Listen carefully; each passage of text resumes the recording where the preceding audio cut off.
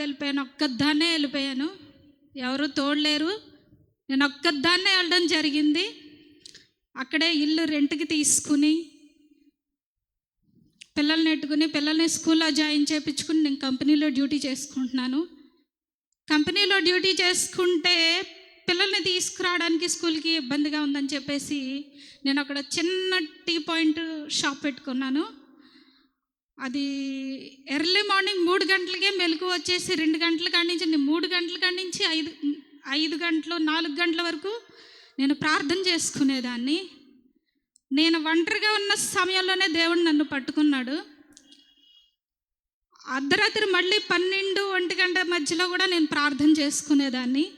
ఇంకా ఒక్కదాన్ని ఉండటం వల్ల నాకు నిద్ర పట్టేది కాదు రేత్ర.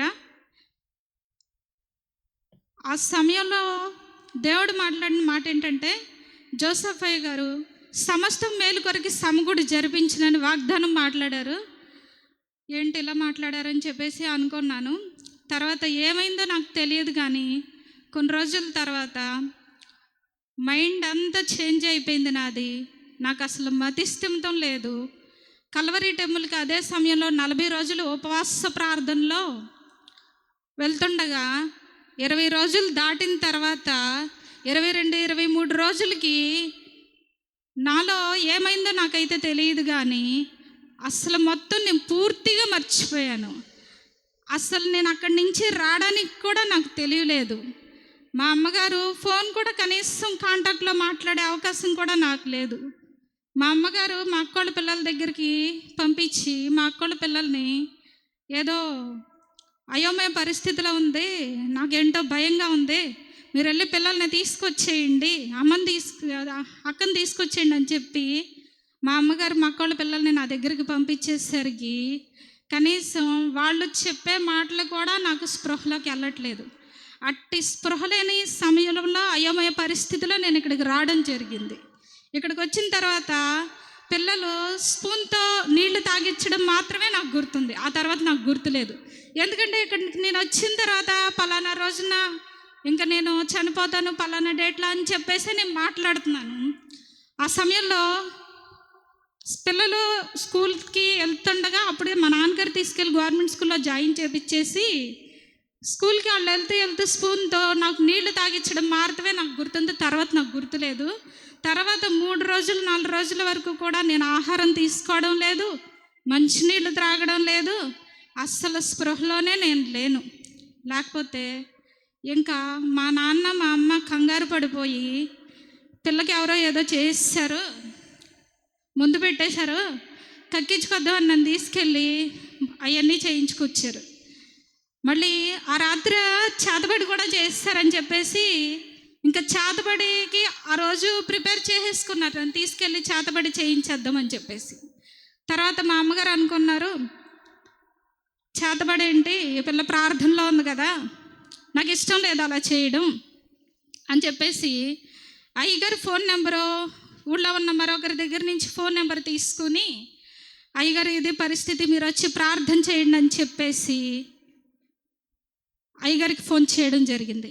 అప్పుడు అమ్మగారు అయ్యగారు అయోధ్యలో జఫన్య శాస్త్రి అయ్యగారి అక్కడ మీటింగ్స్ దగ్గర నుంచి డైరెక్ట్గా ఇంటికే వచ్చారు. వాళ్ళు గుమ్మంలోకి వచ్చేదాలకే స్పృహ లేనటువంటి నేను లేచి కూర్చుని అన్నం తినడం జరిగింది, మాట్లాడడం జరిగింది. అసలు సమస్తము స్వస్థత వచ్చేసింది నాకైతే. అసలు ఎంత బలంగా భయంగా ఉన్నానో అంత బలంగా తయారయ్యాను. ఆ ఉపవాస ప్రార్థనలో నుంచి శోధింపులోంచి నేను బయటకు రావడం జరిగింది. ఒక్కరోజు ఉపవాసం ఉండడానికి కూడా భయపడ్డాను. ఈ 10 రోజులు కూడా దేవుడు నన్ను ఉపవాస ప్రార్థనలో నడిపించాడు. అందుని బట్టి దేవునికి నామానికి ఘనత మహిమ ప్రభావం. ఈ చిన్న సాక్ష్యం దేవుడు దీవించును గాక. అలాంటిది నేను అందుక్రితం 4 సంవత్సరాల క్రితం నా భర్తను బట్టి నేను రక్షణలోకి రావాల్సి వచ్చింది. ఆయన అనారోగ్యంతో ఉన్నప్పుడు అందరూ ఏమని చెప్పారంటే, ఆయన బాగుపడతాడు, నువ్వు రక్షణలోకి వెళ్ళిపో, నువ్వు మతంలోకి వెళ్ళిపోమ్మా, ప్రార్థన తీసుకొని మా అమ్మగారు చెప్తే నాకు క్షమించండి, నేనే వెళ్ళడం ఏంటన్నాను. అలాంటిది నాకు తెలియకుండానే అతను హాస్పిటల్లో ఉండంగానే నేను దేవుళ్ళలోకి వెళ్ళిపోయాను. చర్చికి అయితే వెళ్ళేదాన్ని కాదు, కానీ ఇంట్లోనే కూర్చుని బైబిల్ చదువుకుంటూ ప్రార్థన చేసుకోవడం మొదలుపెట్టాను. అక్కడి నుంచి ఒక లేడీ ఆవిడ నాకు బాప్తిస్మం ఇవ్వడం జరిగింది 4 సంవత్సరాల క్రితం. అయ్యగారు ఇక్కడికి వచ్చిన తర్వాత నేను అన్నీ ఒప్పుకోవడం, ప్రార్థన చేసుకోవడం, ఒప్పుకోవడం అన్నీ జరుగుతుంటే అయ్యగారికి అనుమానం వచ్చి, ఏమ్మా ఇంతవరకు నువ్వు రక్షణ తీసుకోలేదా అని అడిగారు.